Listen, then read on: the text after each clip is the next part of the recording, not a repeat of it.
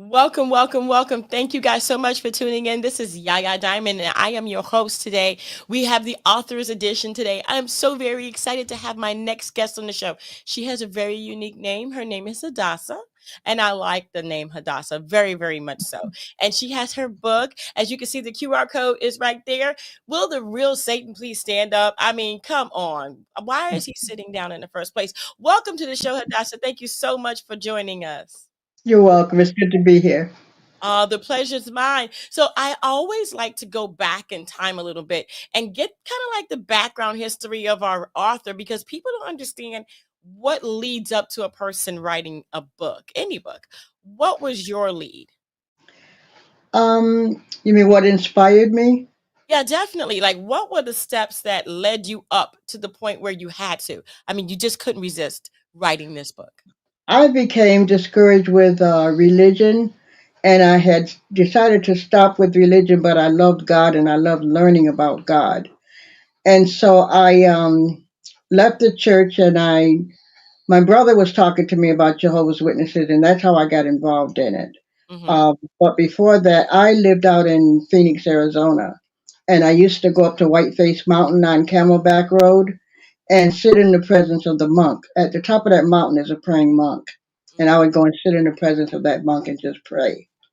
And after that is what I think when I joined Jehovah's Witnesses. Mm-hmm. Mm-hmm. Wow. But some things I did not agree with because I had been a lifelong Bible reader anyway, so I knew pretty much what the Bible was all about. So when I get into religion, I can understand if I'm being gaslighted, catfished, or lied So your, to. so your audio has got muffled. Did somebody put their hand on the microphone or? No? Okay, that's clear there. Okay. Yeah. So go back a little bit. I'm gonna delete some of that so that we can hear you clearly. So start off where that's where I joined the Jehovah Witness. Okay, I had joined the Jehovah's Witnesses because I had been to several churches. I experimented with different religions, and it just wasn't enough knowing that there's only two options for people, heaven or hell. And most people don't want to burn in hell because that's what they're taught. And Mhm. we have no concept of heaven. So what was the real hope? And I wasn't getting that in the church. So I joined Jehovah's Witnesses when my brother was talking to me about it. And I liked the idea of a paradise on earth because that's what we're used to. So Right. that's kind of what drew me into that. They were talking about people not being sick. And I had a history of health problems coming up. In fact, the doctor told my mom I had almost died at one point. But the major thing was about with asthma. And that is really how I ended up in Phoenix, Arizona from New York, because I went out there to heal my damaged respiratory tract. Wow. And while out there, I attended the Kingdom Hall of Jehovah's Witnesses.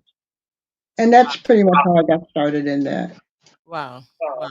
See, I okay, so I understood everything that you were saying, but there the muffle. I really, really want that audio to come through really good. I think there's an echo too.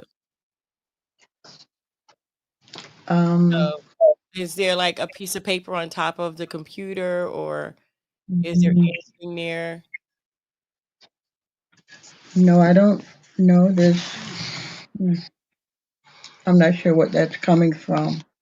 So when you're talking low, it's fine. I think when you get a little higher, I guess the audio, the microphone can't handle it and it kind of lowers the rate maybe. Would it help if I turned the volume down or no? No, it's not the volume. I think Oh, I think it's you talking. So just stay a little bit lower. Let's try I want to make sure. See, I'm very picky. I'm sorry because I want to make sure that this comes through really, really good. I mean, okay. super good. So, keep your volume down. I know we're gonna start again. I'm sorry. I'm sorry. So we're gonna go back to that question. We're gonna try it again, and I'm gonna see. I'm gonna go like this if it's muffled because I want to make sure that we're getting the audio through. There is another way to do the audio. And I don't want to have to do that. You see what I'm saying? So let's see if we can keep the volume down. So don't talk too loud into the microphone or into the computer. Just keep it at a really low rate, and it can pick you up. Let's see if Okay. that does that good. Okay. Okay. Go ahead and just start talking. Just talk. Go ahead. Okay. Yes, I went up to Whiteface Mountain in Arizona So and yeah, sat you're in the, going. It's going in. The muffle is going in and out. It's kind of like clear, and all of a sudden goes like this, woo, woo, woo, and then it goes back, and then it woo, woo, woo, woo, woo. You hear that? yeah, yeah, I hear it. Yes, that's what it's giving me right now. So it's continuously doing that. Yeah. Uh, I don't know what's causing that. Yeah, no, I don't either. Um, I know there's a lot of thunder in the area. I don't know if that ah, helps. yeah, hello. Yeah, that could be it too. That could be it too. Because that interrupts with the rate of the delivery. Yeah, and I'm also in the country, so that might have something to do with it. The reception out here is not very good. Right, right. Okay. So what we'll do is just slow your speech down a little bit, and let's get the best that we can get, okay? Okay. Okay. And, if I don't like it, let me see something. Let me try this. Hold on a second.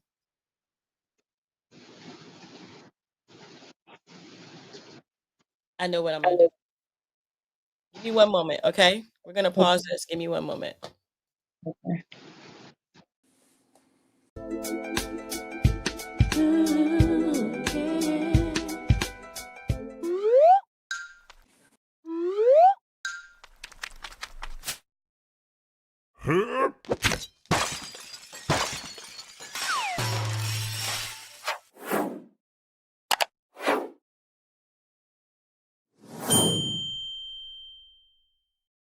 I want to welcome you to the show today. I'm so very excited that you're here. Thank you guys so much for joining us. This is the author's edition. That means that we have an amazing author on the show with an amazing story on how she got to write a book. I mean, literally speaking, it's like, okay, look, okay, there are certain events and happenings that happen to make you go, I have to write this book. I cannot live without writing this book. And Hadassah is one of those people that she had some really cool things happen. And I want to go ahead and I'm so excited that she's going to join us today. Welcome to the show, Hadassah. Thank you so much. It's good to be here. Thank you. Oh, thank you, thank you. So, what are the circumstances that led to you writing? Will the real Satan please stand up? Because I mean, I want to know. I wanted to understand scripture and I wanted to understand truth. I didn't want anything but truth. Mm-hmm. And I was very unhappy with the church I grew up in, which was the Holiness Church. And so I started traveling from church to church, from denomination to denomination, trying to understand what actually was taught and how does it harmonize with the Bible. I didn't like the fact that a lot of it was based on emotionalism, the gyrations of the preacher. I wanted to understand knowledge. Who was God? I didn't want to worship a little God in a box. I wanted to worship the universal sovereign who created this marvelous universe. And all I was getting in church was a lot of emotionalism, you know, but there was very little, to me anyway, intellectualism. And that's what I craved. And Mm, so I started searching for other avenues to understand God in this vast universe. hmm Yeah, I understand where you're coming from. Because I mean, I don't want to be put in a box. There's so much more to me, and I'm not even God that people don't know. That only you know, and only the people that are super close to you understand. Yes. But even they don't understand everything. Um, and so I totally get it. So how did you find your way? What was it that really captured your heart? When my brother started talking to me about Jehovah's Witnesses, because by that time I had gone through several years of going from experiencing churches. I even joined his First Assembly of God Church once I left the Baptist Church, and then I went to I think it's the Unitarian Universalist Church, yes, Mm-hmm. and several other churches. My brother, when he came back from Vietnam, he brought back his wife that he met in Korea. And so I started even attending Catholic services with her. And I said, no, this is not going to work because there's too many idols. And I know the Bible says, do not Yeah. praise, worship idols. Yeah. So that Yeah. didn't work. So I just kind of laid low for a while and didn't do anything, but I still had that inner yearning to know and understand God. Mm-hmm. And that is what led me to Jehovah's Witnesses, because now I was getting fed intellectually, not just emotionally. Right. Because to me, I said emotions is like Chinese food. It tastes good when you're getting it, but it wears off.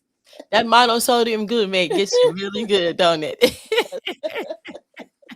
Makes you want more. It's like leaves you hungry. Yeah, Yeah. definitely. I understand it. And Definitely. Jehovah's Witnesses usually refer to their religion as the truth. And Mm-hmm. so I thought that here I'm finally going to get some truth.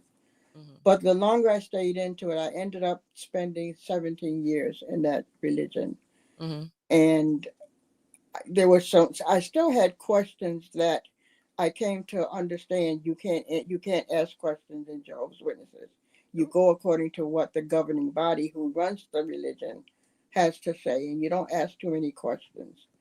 And I didn't like that because I want to understand, and the only way to understand is to ask questions. Yeah.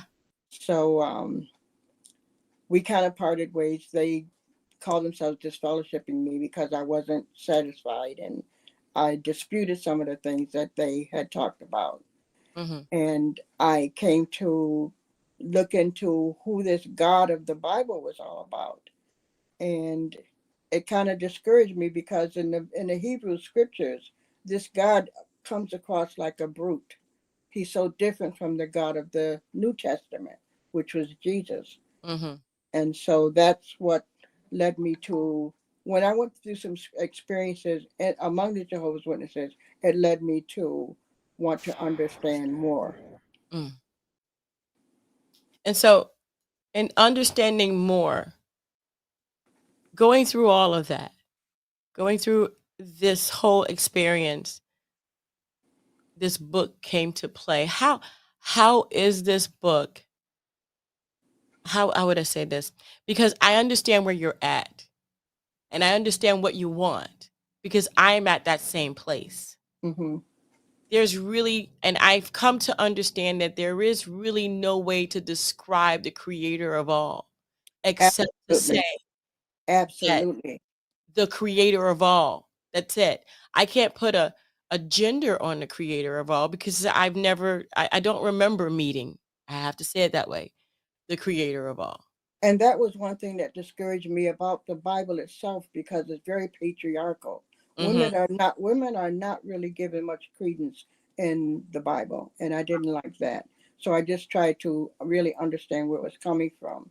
And the God of the Bible itself was kind of strange for me to understand, because we talk about a God of love, a God of mercy, a God of understanding and long suffering, but when you read the Hebrew scriptures for understanding, you don't get that feeling or that sense.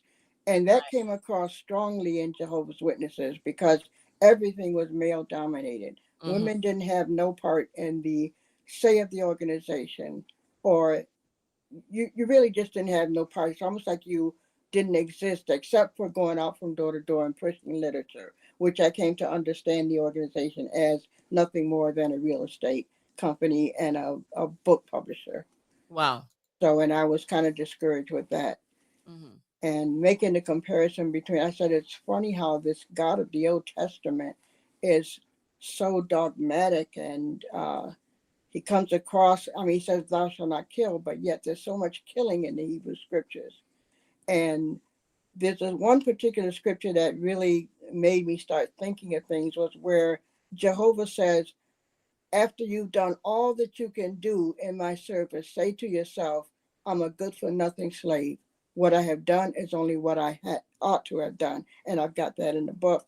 And I said, for God to refer to me as a good for nothing slave when I've spent my whole life in his service, I don't like that. He Yeah. referred to his worshipers as slaves, but in the New Testament, Jesus said, I don't refer to you as slaves. He said, I call you friends. He said, because a slave doesn't know what his master does. And that's why I refer to you as friends. Yeah. And I like that. Yeah. And it caused me to start looking into a lot of the background, which is what I should have did in the first place, to look into the background of what the religion has to say and what it's all about. Yeah. Yeah. You And know, I found I some tell things I people did not like. definitely. And you know what? You are saying, I mean, you are saying exactly what I've been saying for years. I'm not, and this is so wonderful to actually meet someone. And I've only met a few people Hmm. that are really searching for the truth, searching for the real creator, if I could say that. I know that there's a creator. This is not possible without a creator. This is just not, I mean, I would be an idiot to say, at least for me in my brain, that there is no creator when all that I see around me is a creation. And, Absolutely. and without any of this being already here created, we couldn't create anything. So, Absolutely. so that to me speaks volumes. But a But lot of, a lot of what's in the Old Testament, it's my belief that this is what causes a lot of people to become atheists, unfortunately, yeah, because they see the ogre of the Old Testament and the killing and the sending people, his people, into nations to kill. Okay, he says, I'm the God of Israel. But if you created the whole of mankind, why are you only the God of Israel? And so I had to look into that. And so, because of this God of the Old Testament being such an ogre, many people have chosen to become atheists.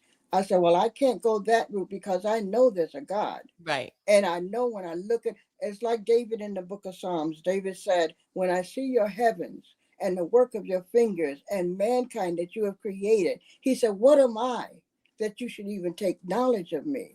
God is total love, not this Old Testament God says, I'm a jealous God. I don't want to share your worship with nobody. He's very ogre and very self-possessive, but he Yeah. doesn't appear to appreciate the servants when you can refer to them as good for nothing slaves. Mm, And I talk about that in the book, and I break down what a good for nothing slave is. I said, now for a God of love to refer to you in that way when you devote your whole entire life, because especially in the congregation of Jehovah's Witnesses, you're made to feel that your whole life, your mind, everything belongs to Jehovah. Everything you do has got to be about Jehovah. You got to spend so much time out in the ministry. You got to give over so much of yourself, but still be referred to as a good for nothing slave. And so to me, when I compare the two, when I compare Satan and I compare Jehovah, I said, okay, who is the real Satan here? mm, mm, mm. Because the Jehovah in the Bible is the one doing all the killing. Yeah. So who is the real Satan? And then I hear people, ministers say, they say, well, we have to avoid Satan because he lied on God in the Garden of Eden. He told Eden that Eve that she would not die. Remember, God said the day you eat of that fruit. Now, the fruit is knowledge. If you created these two beings, Adam and Eve, as mature adults, they had no childhood according to the Bible. Right. Why would you deny the tree of knowledge for them to learn about their environment that you put them into this new environment? So Mm, they said, well, God said that we shouldn't touch that fruit. And Satan said, well, the biblical representative of Satan says, well, God is lying to you, that he knows that the day you eat of that fruit, your eyes will be open and you're bound to become like God. Okay, so I hear preachers preaching all the time, well, Satan lied on God, and so we got to avoid it. But he did not lie, and he is really not Satan. What people don't understand is that Jehovah in ancient Samaria was called Enlil. And Enlil is the brother. People say, well, what happened to, why didn't God destroy the devil? Because the devil was his brother. Enlil is Jehovah. They're one and the same. And Anu is the father of both of them. Jehovah and Enki is his name. Enki was our true creator. It was not Jehovah God, but Jehovah took the credit. And then he said, I will put enmity between you and the woman, between your seed and her seed. And that's the way it went down in history. Jehovah decreed that we should hate his brother, and he went down in the history of the Bible as Satan the devil. And that's sad because he was our true creator, along with his sister, which was called Ninharsag. And Ninharsag had a laboratory in Southeast Africa. And that is where they formed human beings, Homo sapiens sapiens. And it was not Jehovah, but Jehovah took the credit.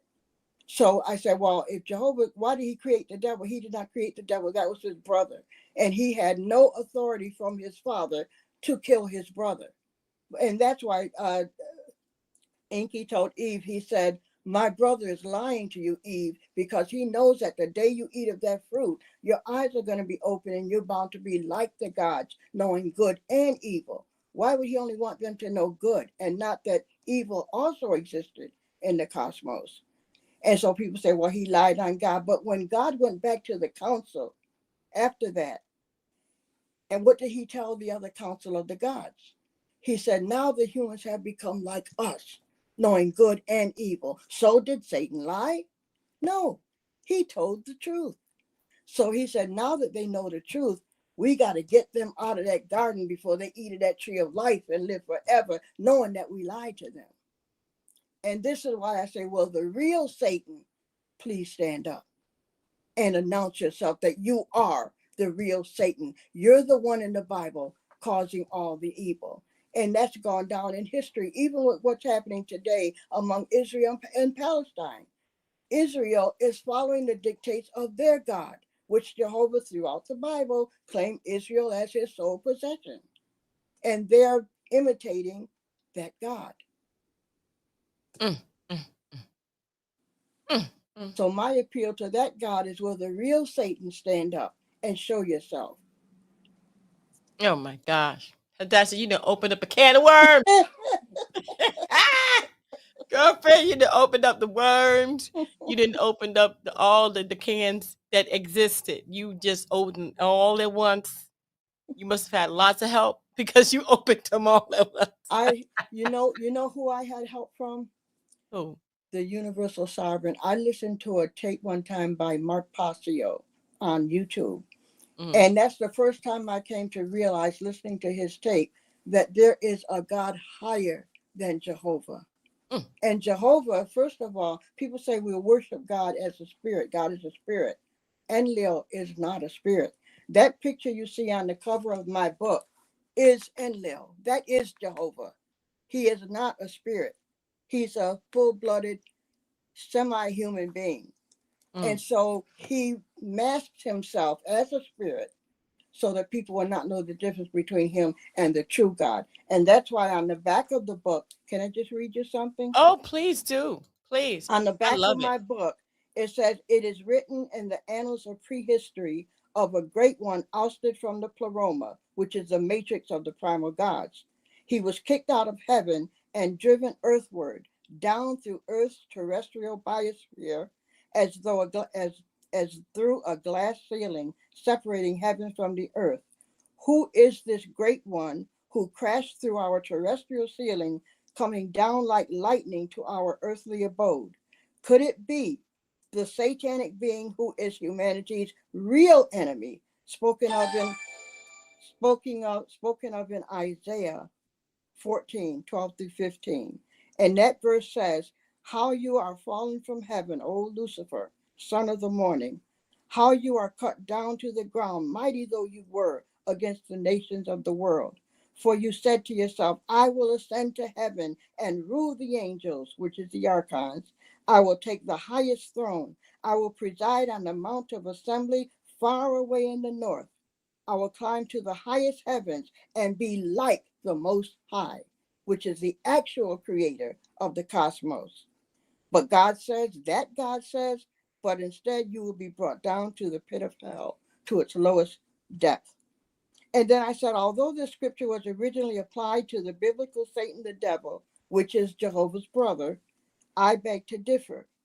That intent was deliberately coined for the purpose of throwing us off track as to the truth of who our real enemy is, so that he could continue throughout history posing as an angel of light to humanity as their true God. The above text, however, as exemplified throughout the Old Testament, more appropriately fits the character, the actions, the demeanor, and the anger of Lord Enlil, which is the same as Jehovah. He is actually the half brother of Enki, the one he calls Satan the devil. He is ferocious and filled with hatred and arrogance towards humanity and narcissism, self absorption, and he's one who was formerly sent into exile for viciously raping a young medical student. This is who Enlil is. And so the scripture says, be careful. Watch out for attacks from Satan, your great enemy. He prowls around like a hungry lion, looking for some victim to tear apart. Stand firm when he attacks. And it said the information recorded within this book will shock many to their senses because it goes directly against the grain of what we were systematically indoctrinated with by our religious institutions. Girl. Mm, mm, mm.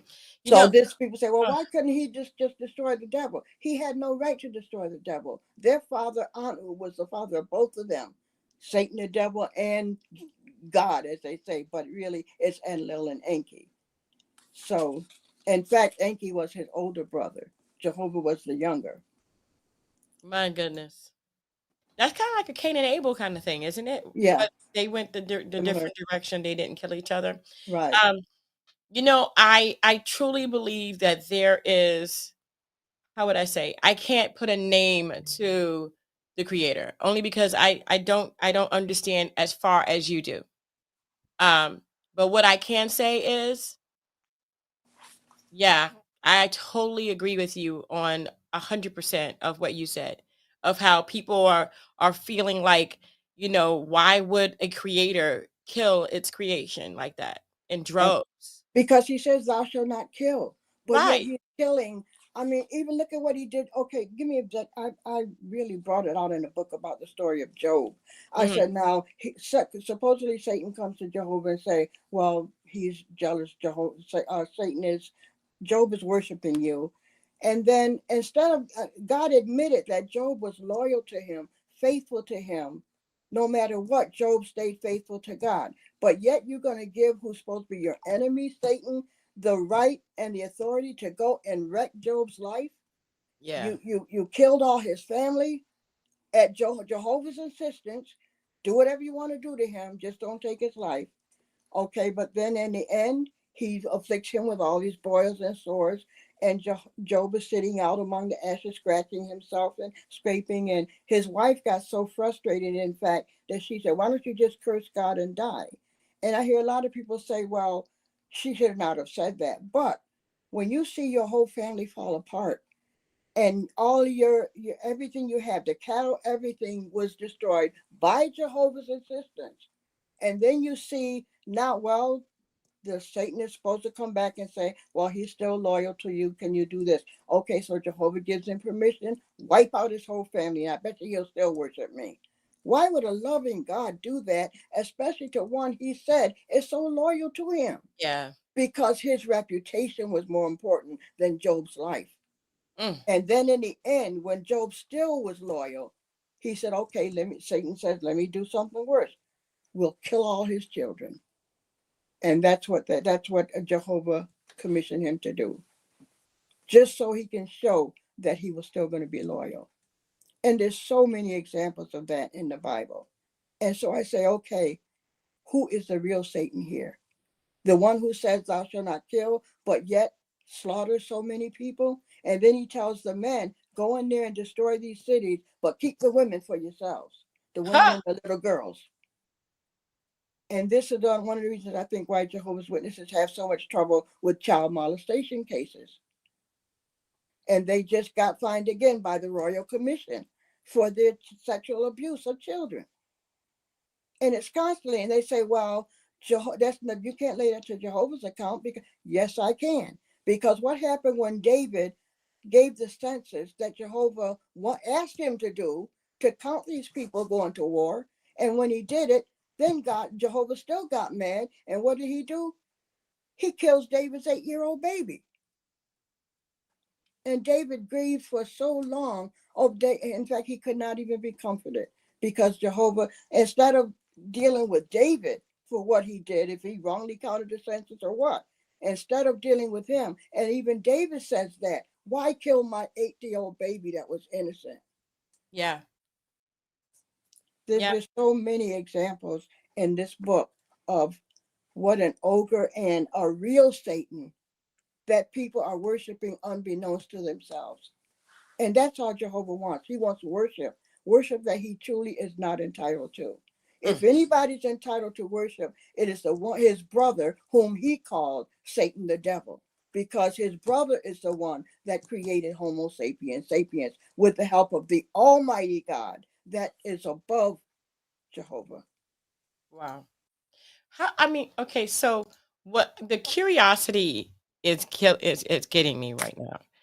How did you find this out? What led you to believe not only that, there is something other than what is being explained, but believing in the names, the Samaritan names? How did you come about that?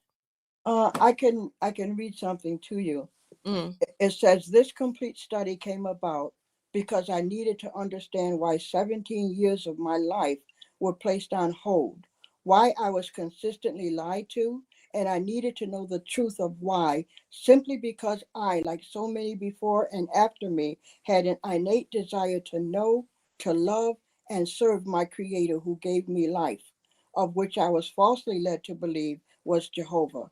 Why I was permitted to be purposely blinded and deceived when my heart and intentions were in the right place and my desire to know was genuine. I needed to understand why it was necessary for my young life, because I went into Jehovah's Witnesses when I was only 22 years old.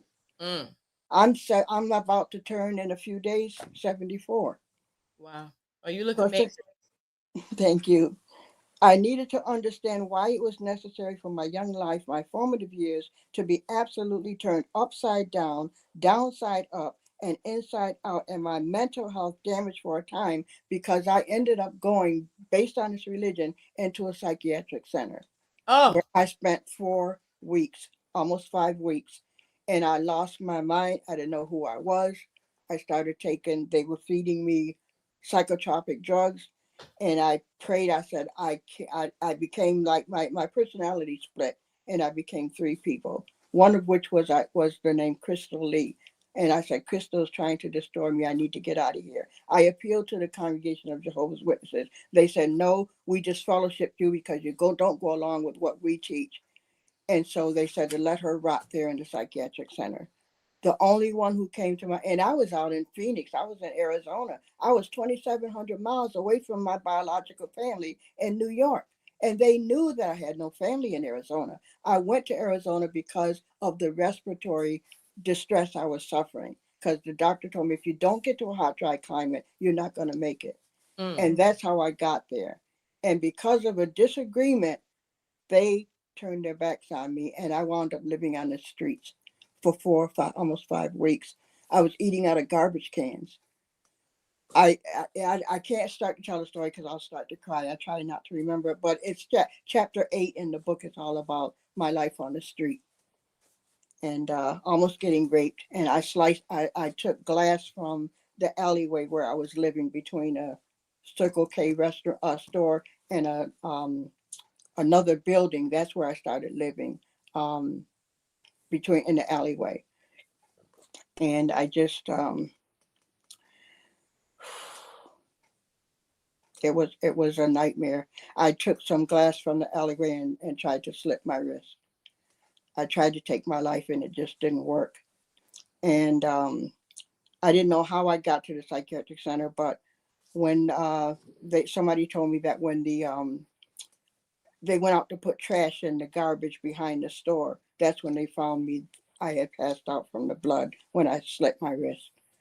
Mm. And they called the ambulance and got me to a hospital. And that's how I ended up in the psychiatric center. My Um, goodness.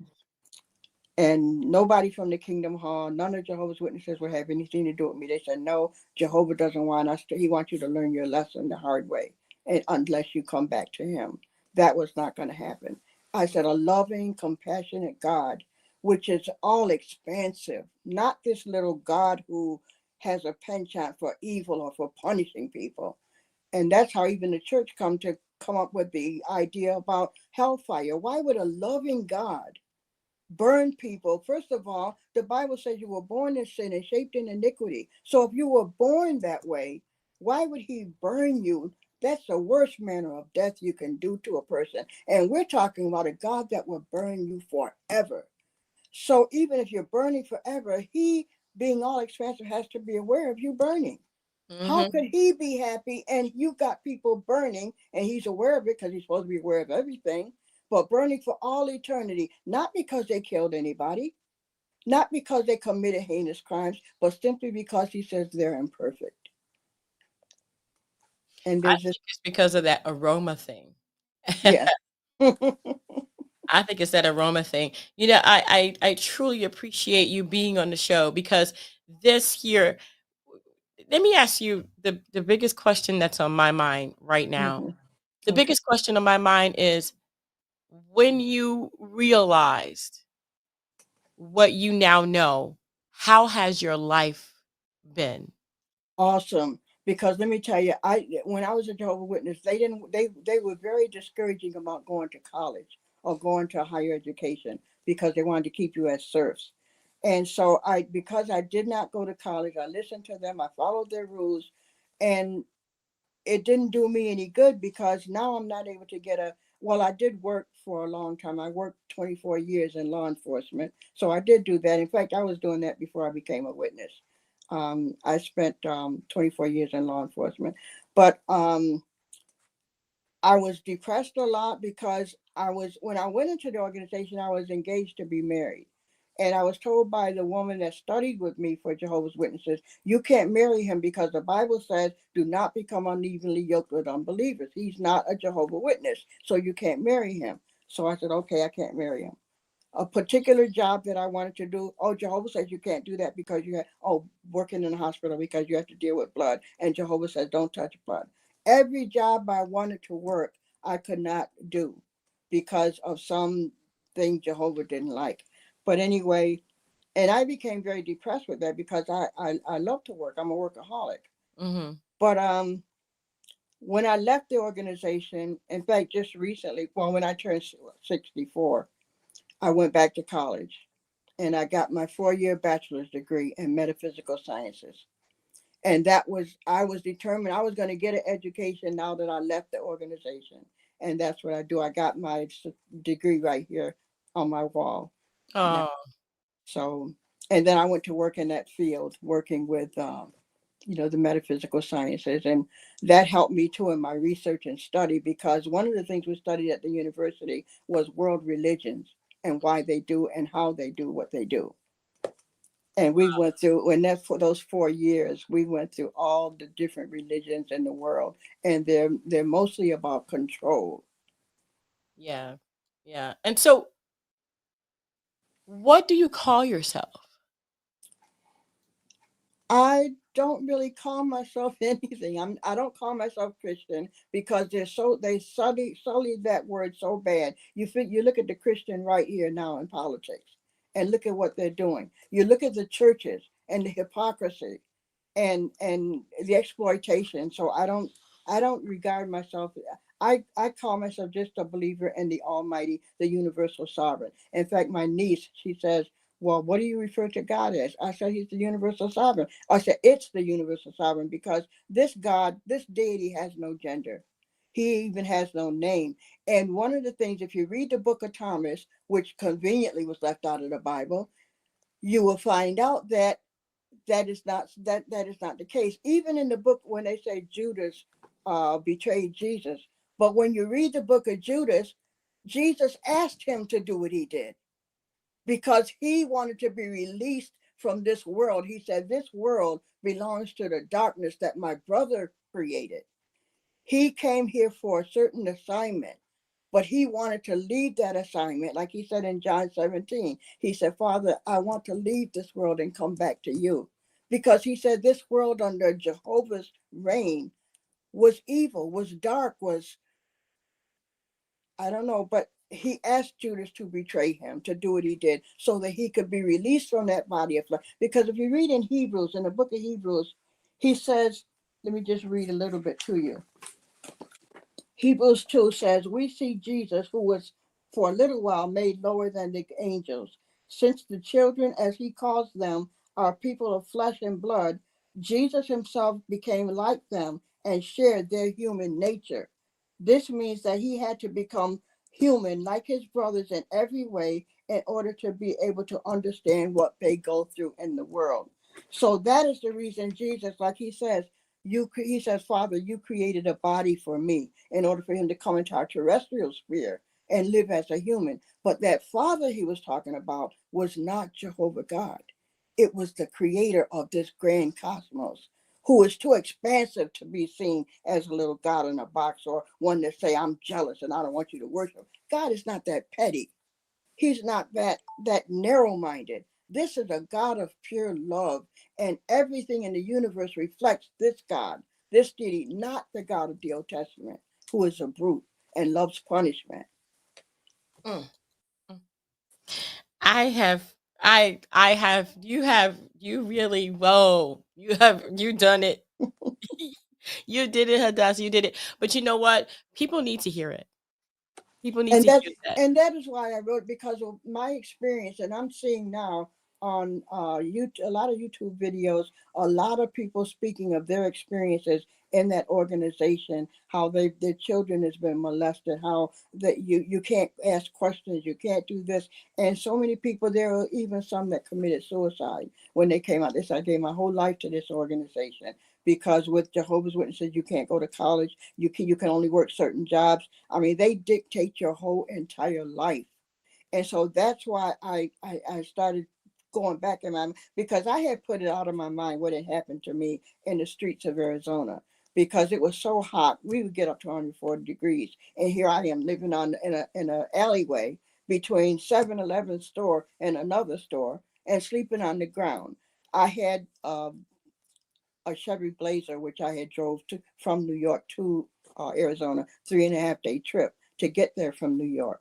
And then finally, when I lost my job, because everything I did, Jehovah's Witnesses did not approve of, I ended up losing job after job. So I lost my apartment, and then I lost my vehicle. It was repossessed, and that's how I came to be living on the street. Mm. And I said, I don't want anybody to go through what I'm going through. And I see so many people online saying what they experience, and how they separate you from your families, because once you leave the organization, all of a sudden you can, if you got family, like my brother. I love my brother.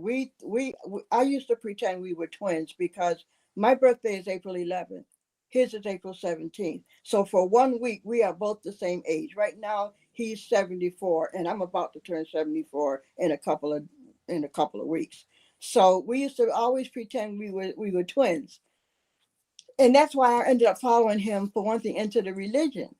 But now, when they wanted me out of the religion because I asked too many questions, and then they tried to say that, oh, she defiled Jehovah's laws or whatever.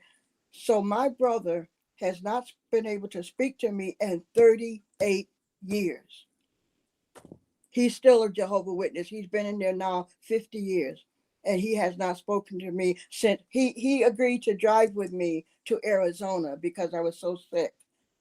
But once we got to Arizona, he got on a plane and flew back to New York. And he has not spoken to me since. So 38 years. He said, because Jehovah don't want me to have nothing to do with you. You're disfellowship. You're kicked out of the organization, and I have to obey Jehovah. This is what Jehovah does. This is what the organization does. It destroys religions. It and this is what moved me to write. I said, something was just pressuring me. You got to write this book. You got to tell your story. You got to tell what happened to you in Phoenix, Arizona. The only one that would help me in Phoenix was a girl that I was studying the Bible with to become a Jehovah Witness. And she talked to the congregation. She said, why did you put her out in the street? They said, well, she's not worthy anymore to study the Bible with you, so we can assign somebody else. She said, the way you treat this sister, and she's all the way here from New York with no family, and you think I still want to become a witness? So she didn't. She came to the psychiatric center pretending to be my sister. That's how I got freed from that place, because I started hiding the medications under the mattress so that I can get my mind back. But that's how I got. And then when I wanted to go back, once I got straight back in New York, I wanted to send for her because she was going through a lot of abuse with her husband at the time. And her husband kicked her out, and she had two little twin girls. And so I said, I want you to come to New York and stay with me since you helped me get out of that psychiatric center. And so by the time I started making arrangements to go get her, they killed her husband. She was dead. And I couldn't even, but she freed me from that psychiatric center. I don't want to start crying here, but. I'm so sorry. And then the witnesses wanted to continue studying with her. She said, after what you did to this sister, you think I want us to continue being a Jehovah Witness? She said, I don't think so. But.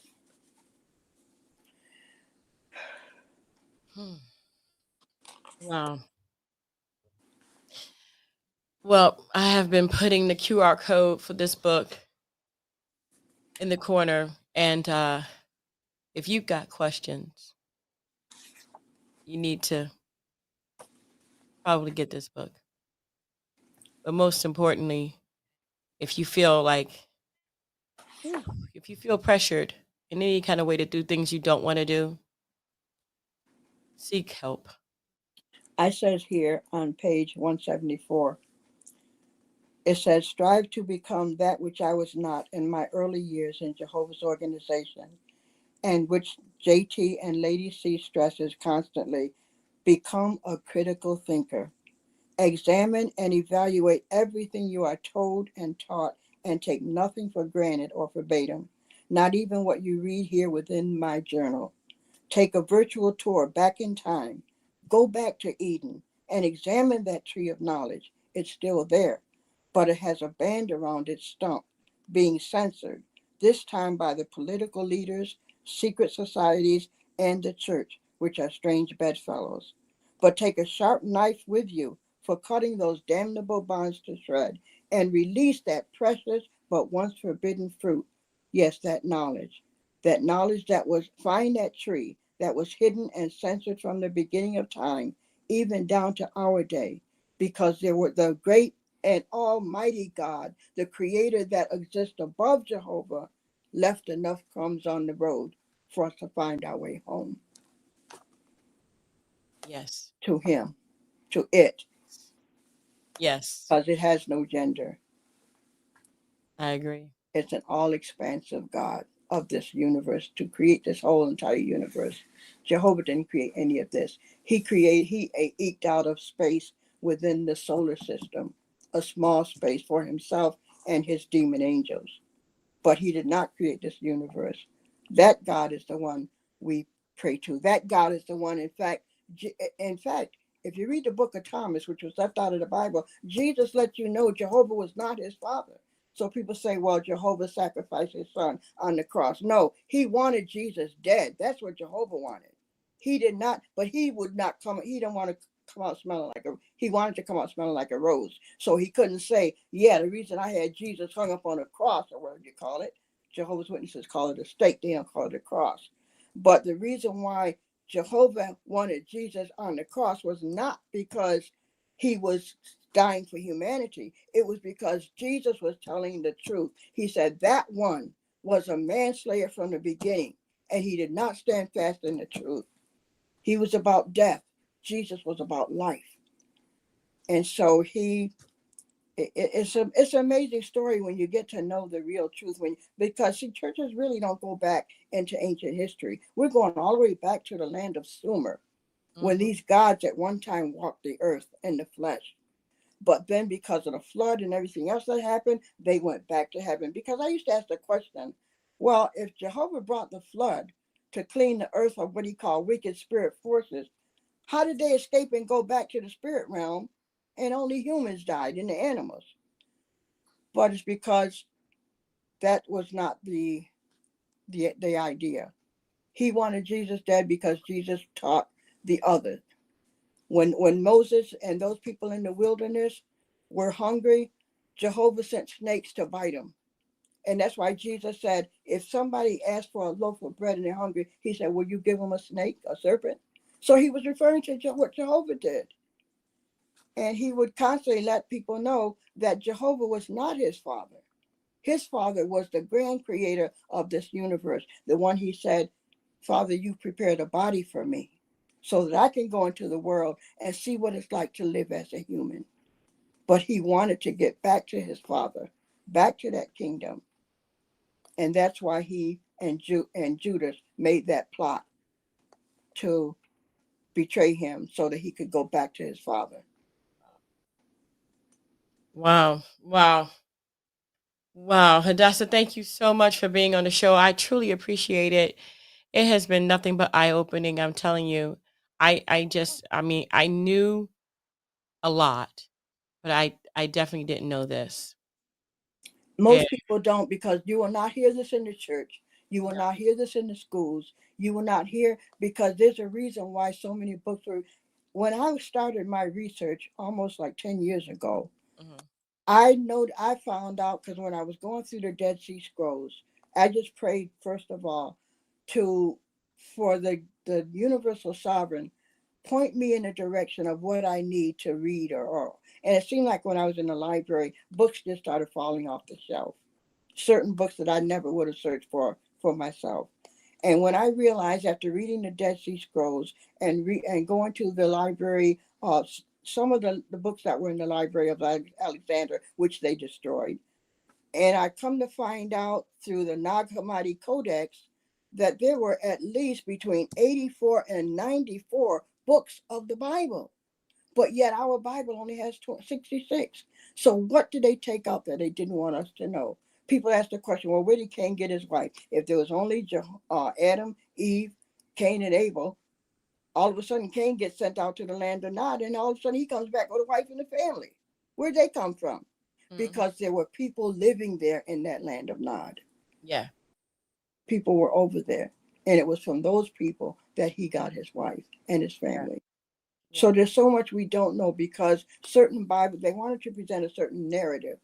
And so for that and they left out whatever books did not agree with the narrative they wanted people to read. And when people say, well, all I have to do is stick to my Bible and I'm good, that's what they want, because they don't want you to go outside that. Knowledge has always been suppressed all the way down through time. And that's why he didn't want them to go to eat off that tree of knowledge. People say, well, what was an apple? It was not a literal fruit. And religion teaches us to look at the Bible as literal. Even the fire of Revelation was not literal. Stop it, girl. Just stop it.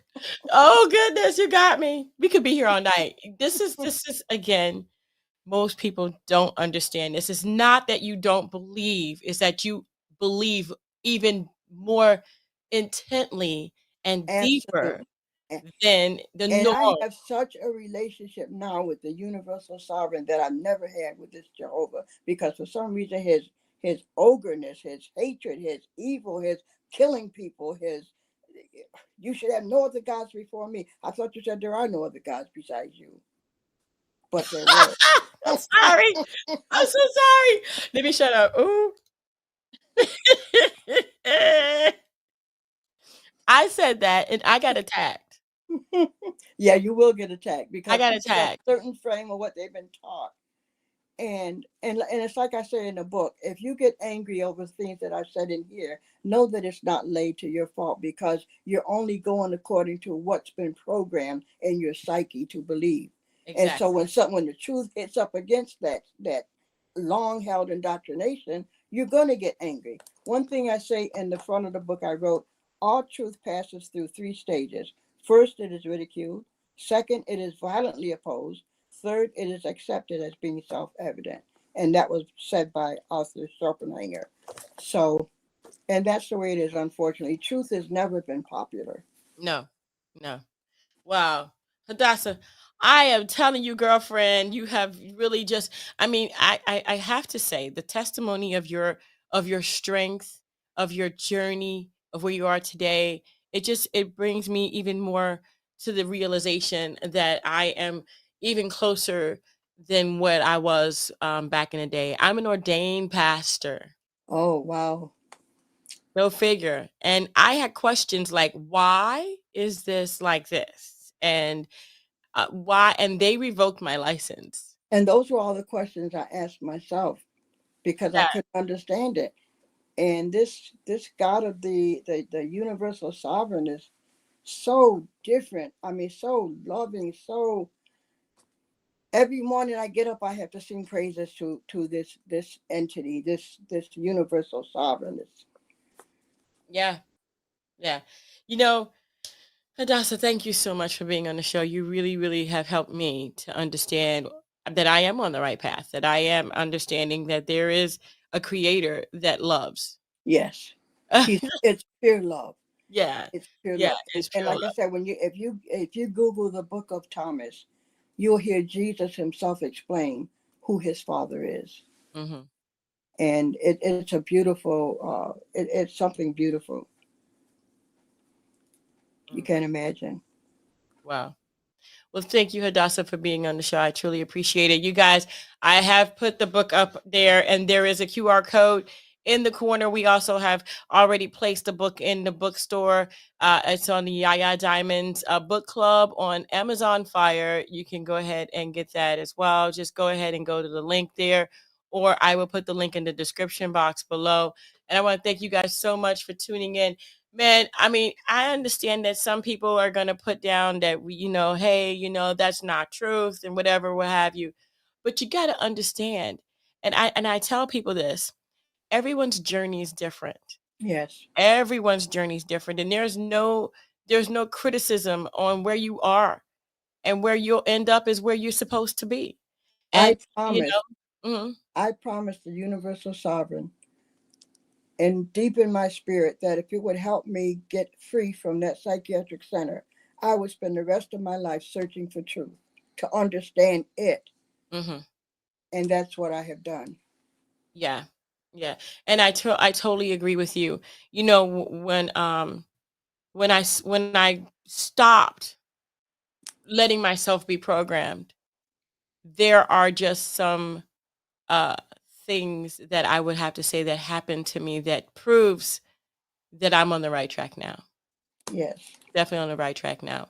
And I want to thank you so much, Hadassah, for coming out and letting us know about this book. Will the real Satan please stand up? yes. And you'll see when you get your book, in the front of the book I have oil paintings that I painted, and Oh, it'll show you nice. who our mother goddess is, and the ones who created us are these three entities, especially this one. This is the guy that went down in history as Satan the devil, but he is our actual Can you creator. raise it up a little bit so Uh, we can see it? no, There you go. Oh, wow. that's Inky. That's Jehovah's older brother. Mhm. He's the one who created us, not Jehovah, not the God of the Bible. This is the God that created us, along with the universal sovereign. And Wow. people don't realize that when they worship Jehovah, the God of the Hebrew scriptures, they're actually worshiping the real Satan. Wow. Wow. That just makes it ooh, okay. I'm just gonna leave that there. I want to thank you so much for being on the show. Hadassah, thank you. Thank you for having me. I really appreciate it. And I It was really so enjoyed lovely. you. I enjoyed it too, man. I'm telling you. And you've spoken to me. You've imparted in me understanding that I do truly feel free. Like it doesn't bother me that other people have whatever they believe. I'm not zealous over that. I'm not angry over that. Hmm. It doesn't it doesn't keep me captive anymore Right. like it used to. And that's good because we're entering a time now. You remember when Jesus said, I'll be with you till the end of the age? Hmm. We are at the end of his age now, the age of Pisces. Right. We're entering now, we're on the cusp now of the age of Aquarius. And Yes. when the churches teach we're at the end of the world, no, this world is not going anywhere. We're not at the end of the world. We're making a transition from Jesus's age of Pisces. That's why he was represented by the two fish, which stood for him and Mary Magdalene, which he later married. But you'll never read that in the Bible. That he married Mary Magdalene, they had two children, and that after they married, Jesus traveled through India and Afghanistan. for quite some time. So we're ending his age now, and we're going into the age of Aquarius, and that things are going to be a lot better because Jehovah's going to be gone, and we'll have a better time. You know, I have been studying that, girlfriend. I have been studying that, okay? The India, all the writings. Yes, There are thousands upon thousands of writings because in the where he Bible, lived there. Jesus at the end, I mean, at the age of 12, and then they cut it off. What was the rest of his life? He didn't die on the cross. He traveled to India. From what I understand, he didn't die. They brought him down and they took him to But when India. you read the book of Thomas, he says it wasn't me that went to the cross. He said, I was watching them from above. He said they had their man on the cross, pretending it to be me. Read, that's why they couldn't let the book of Thomas in the Bible. He said, that was Yo, not me on that cross. oh my gosh. Okay, so everybody, please. Okay, so you got to get the real Satan. Please stand up, Yes. and also go ahead and please don't judge. You know, study. Study. Just Study. study. Just study. Everybody's going to Study. get a different interpretation. They're going to get a different meaning. You're going to get a different piece of the creator. Yes. Okay, because no one's the same. That's what makes us uniquely different. Right. However, what I'm trying to say is study. Just study. Just study. Thank you, Yaya, Hadassa, so thank much you for so much, everything. girlfriend. Girl, you didn't open up the can of worms And and I just want to say my two friends here, this could not be possible without them. I don't know anything about electronics. So Nicole and Charles, thank you, Nicole. they Thank you, saved me Charles. today. They did, and you Yeah, sound and look amazing. Thank you so thank much, you. guys. Thank Nicole you. and Charles, thank you so much. Hadassa, thank you. And You're thank welcome. you guys so much for tuning in. Go get that book. Y'all, I'm telling you, please, you know, in the comment section, I'm going to leave it there because everybody has their thing and they have to say, and we're not negating the fact that there is a creator, but what we're Right. saying is please study, please look Yes. into it. Don't let anyone feed you negativity or anything like that. You know, find out for yourself. You know, Absolutely. if you believe in whatever it is, I'm fine with it. It doesn't bother me anymore. I don't know. I kind of got released from that. It was really miraculous where I used to be upset that they weren't Christian or they weren't this or they weren't that. But now it's like, okay, you're on your own journey. That's good. Absolutely. You know, Absolutely. and so there you go. So, but study, definitely study. Thank you guys. That's it. Study. Yeah, study. Thank you Thank you. guys so much. Thank you so much. Hadassa, you're beautiful. Thank you. Thank you. And Thank so you. are you. Thank you. And you guys have a wonderful day. And You don't too. forget to dare to be different. Until next time, guys. Until next time, Hadassa. Don't forget to follow us on YouTube and Instagram. Thank you for watching.